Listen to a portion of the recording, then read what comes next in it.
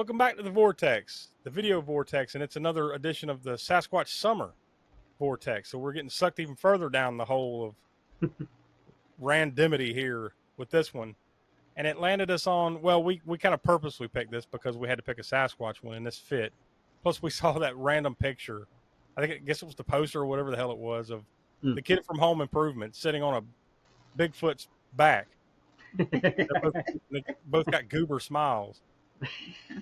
And we're talking about Bigfoot, the Unforgettable Encounter. I'm sure this is one that y'all have been spinning on like an annual basis since 1995, right? Oh yeah, it's a Smoke family tradition. we gather around the hearth sometime around July to August every year, just to watch Bigfoot, the Unforgettable Encounter. No, I've never heard of this, never seen it. I'm assuming I didn't even do much like background homework on this, but I'm assuming this must have been like definitely straight to video, but like maybe even a TV movie or something, because that's what it felt like, right? It's a family movie. It felt like that, yeah. I mean, it felt like, well, we'll get into all this, but it felt like a great value version of Harry and the Hendersons, too, you might say. Yeah, not far off. I mean, before we get into it too much, we hadn't seen it or even heard of this movie before, but I will say that I won't say that it surprised me, but I'll just say that I didn't expect to. I expected it to be absolute garbage, really, just judging from the image. And it wasn't absolute garbage, at least. I had a very low bar. Yes, yeah. I had zero expectations of this thing being the slightest bit entertaining, and I was surprised that it was slightly entertaining, watchable. Maybe that's the term, because it's definitely something I don't want to watch again. But no. I enjoyed it enough. Like it wasn't a slog like so many of these. Yeah, movies. Like that's what I expected it to be. I was kind of dreading having to watch it. I'm like, oh god, we got to put this shit on, and then you watch it, like, oh okay, well it's not as bad as the shit I thought it would be. I think it has to be in the long lineage of video Vortex movies of like, oh fuck, this is gonna suck, and then when you watch it, like, oh okay, well, could have been worse, could have been better, way better, but it could have been worse. Now I'll use one of your lines from some of the previous. I can't remember exactly the episodes, but like, what about that credit sequence? That was pretty good. Yeah. Yeah, but this one had no standout credits. It was just. I thought that's why I would say that. For me, I like the credit sequence on this one because of, well, me and nature shots. It's just a bunch of different forest nature shots of like the sun through the trees and all these various things, whatever, in the mountainside and all that stuff. For me, I like that. If you like travelogues or nature photography, it's cool credits, I guess. The credits themselves, animated, were just kind of like that. Also reminded me of Harry and the Hendersons, at least the Harry and the Hendersons box art logo. This kind of like bubbly type letters, but they were like orange and yellows and red. Bubbly if letters. You think about a lot of these Sasquatch movies we've been watching, that really is kind of a thing that happens in a lot of these movies. Is those? Yeah. Well, let's just fill it up with cool scene. Like. Scenery. Yes, true the scenery here. Yeah. That happens a lot in these, but yeah, this one's got Zachery Ty Bryan as Cody. Now you would probably remember him from Home Improvement, right? He's one of the boys in that old Tim Allen 90s series, Home Improvement.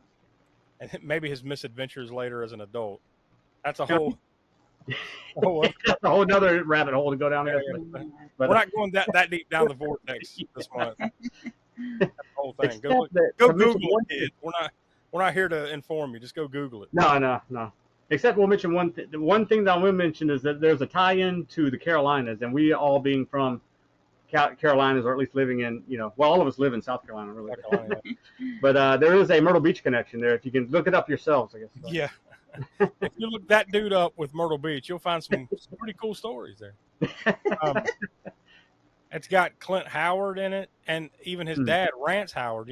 He's the brother. Clint Howard is the brother of Ron Howard. Opie from Andy Griffith and director of 100 movies. In the time since, but Happy Days, of course. And their dad, Rance Howard, is in it. A couple other, recognizable character actors and stuff like that. But yeah, I mean, like, and what was his name? Matt McCoy, who was in Abominable. Remember back in the Polar Predator? Yes. Yeah, he's like the sheriff or whatever in this one, right? So like, you have a decent cast, capable cast. So like, I think that helped. Yeah. make it as watchable as it is. Yeah. And the music, that I didn't really dig that deep either to even see who the composer of it was, but it has that typical, even though it's kind of low budget, it had a good composition for the soundtrack. Yeah. I guess it's kind of like Harry and the Hendersons. It's like a family oriented, E.T., Harry and the Hendersons, whatever you want to, whichever one of those movies, that type of sound to the soundtrack is what it had. So the only difference, well, I mean, there's a lot of differences between this and Harry and the Hendersons, but I think the biggest thing is that Rick Baker wasn't involved. So, yeah. So the Bigfoot in this one is a little doofy looking. Like, it's not horrible. We've seen way worse in the Sasquatch Summer for sure, but it's not great looking either. It looks kind of he's kind of derpy, It's the look of him, right? Yeah, it's like they tried to do animatronics. They did do animatronics, just not as extensive as Rick Baker's. Like because the lips move, the eyes close, the other features kind of, but it's just not to that degree of expertise that Rick Baker did for Harry on Harry and the Hendersons. But at least it wasn't just a rubber mask thrown over a guy that was not expressive at all. But it really did need to be kind of expressive because it was that, it's like the relationship between this boy and his Bigfoot kind of thing. So you do need a little bit of emotion with the Bigfoot, and you get it, but it's just kind of goofy looking, Yeah, because this is not Legend of Boggy Creek or Creature from Black Lake, where they're just trying to show minimal shots of the creature to drum up suspense or whatever. This like Harry and the Hendersons is close-ups of the Bigfoot creature's face and him making sounds and things and interacting with what's his name?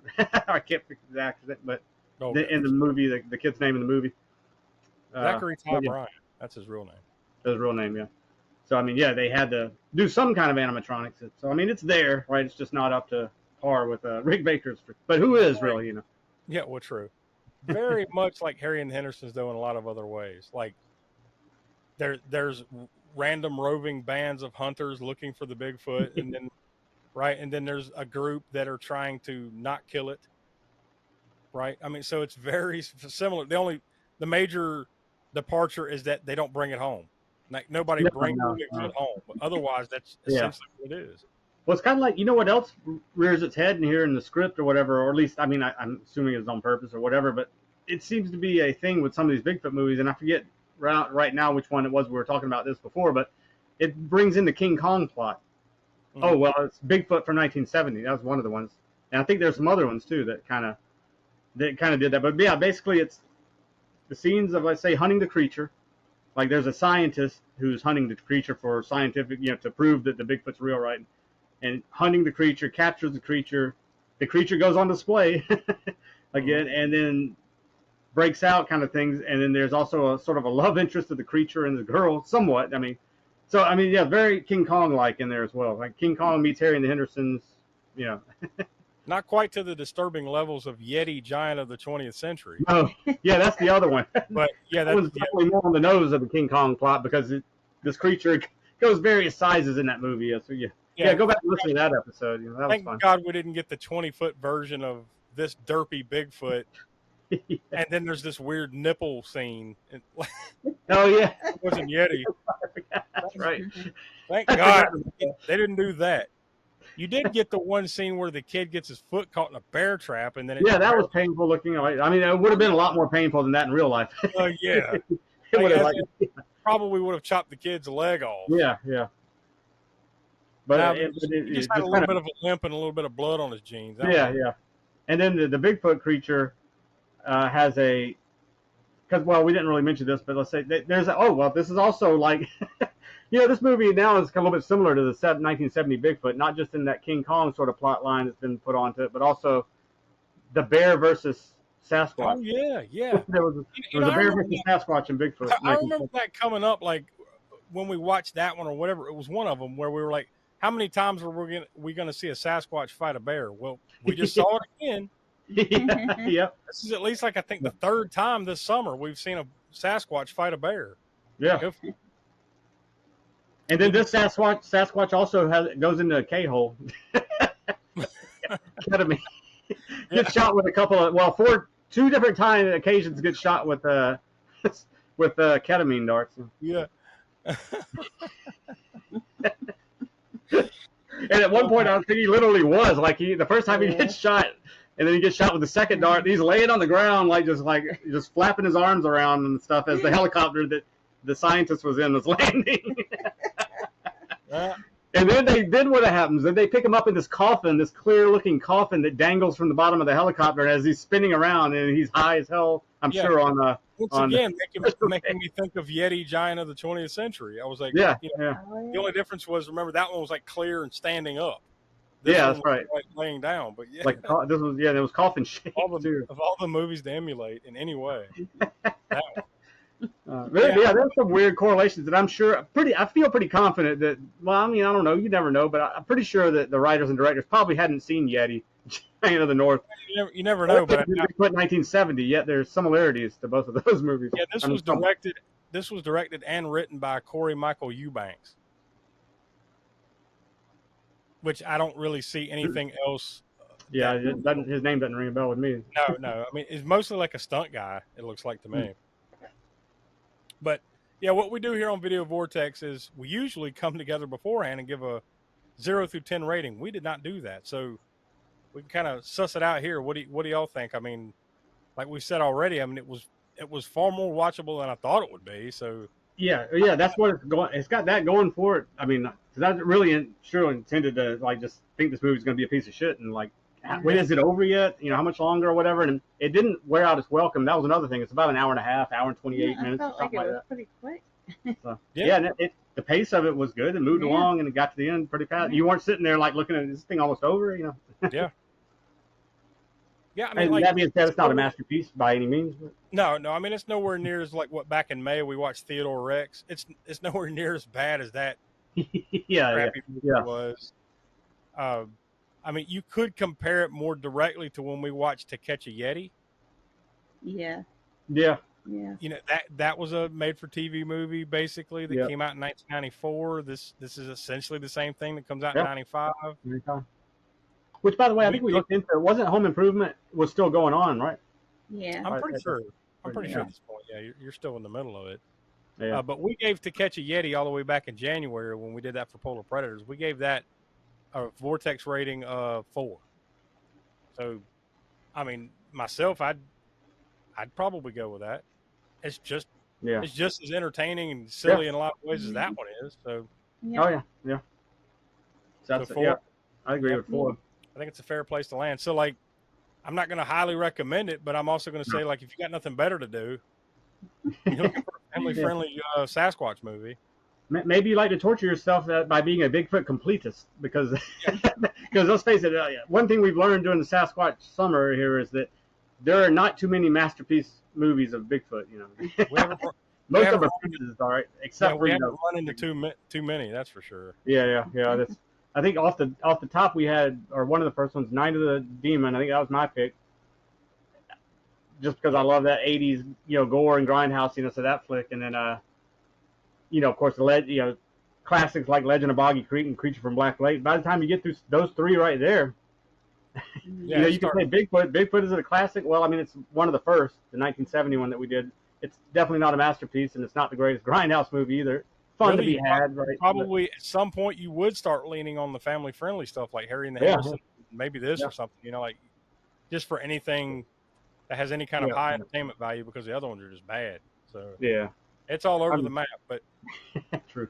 We still got a little bit ways to go. Now I'm pretty sure we're done. Well, no, we are, because we've already decided what we're going to watch next month. So as far as the Video Vortex series is concerned, this will be the last entry into the Sasquatch summer.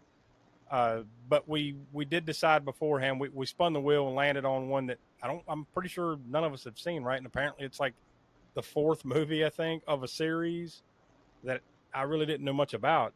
But we're going to be talking about a movie called Watchers Reborn from 1998. And this one stars Mark Hamill, directed by Carl Buechler. John Carl Buechler, yeah. John Carl Buechler. Yeah. So Kane Hodder's got a part in it. So interesting. We'll see. I've never seen. I've known about Watchers I've seen Watchers and known about Watchers too. I didn't know that it was 4 pictures that they made, or more. I don't know if there's any more after this. You got me. So I mean, color me interested Yeah. with Mark Hamill in it, so we'll see. And we might dig up and go into, just go on a watching spree, I guess. Yeah. Well, you got a month to get to it. Yeah. We'll return around sometime in August with that. So that'll be after the Sasquatch summer is wrapped up. So that'll do it for this month. So for Tiana and Professor Smoke, I'm Josh. We are the All American Spook Show podcast, where new episodes of the podcast are right here on the YouTube channel and wherever you get your podcast every Monday at 6 p.m. Eastern. We also encourage you to check out the other series and everything else we got going on here on the YouTube channel. So thanks for watching.